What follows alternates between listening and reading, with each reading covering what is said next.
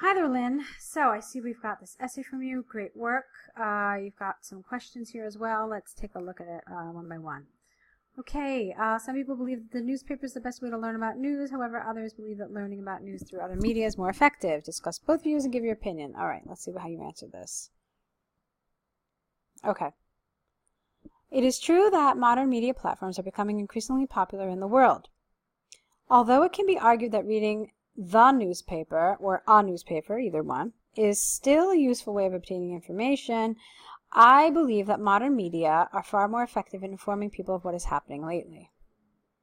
Okay, fine. On the one hand, there are two main reasons why printed newspapers are still viewed as popular. Firstly, what readers get from newspapers with an S is more accurate because what is considered singular. So what people get is more accurate and authoritative. This is because traditional newspaper publishers are supervised by the government and there will be punishments if they break the code of ethics. For example, if a newspaper, not an, editor starts, S here, a rumors regarding a celebrity, the newspaper company may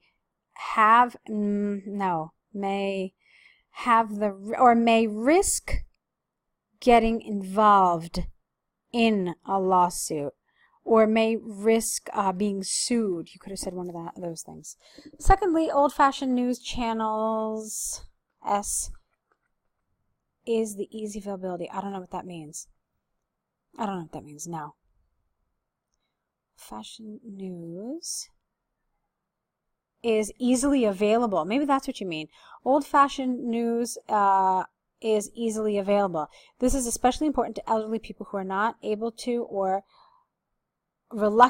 are reluctant to learn using electronic devices, making newspapers the only option for them to learn about news. My answer to this is yes, it is. Okay? It's absolutely fine. I'm afraid I cannot clarify both clearly by giving two reasons. No, you did a very nice job. You had your point and then you backed it up. You had your point and then you backed it up. So I thought it was nicely done. Okay? All right, next paragraph. On the other hand, some people believe that digital forms of media will replace newspapers sooner or later.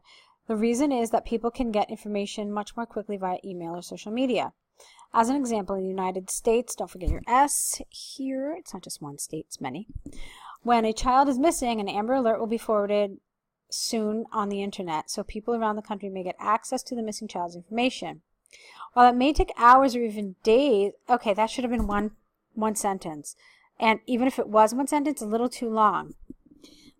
So I'm glad that you separated it, but you shouldn't start it like this. Okay? You could have started it with something like, however, it would take hours or even days for the newspaper to update this information. Okay, so theoretically, it would. All right, and you could have started it with however.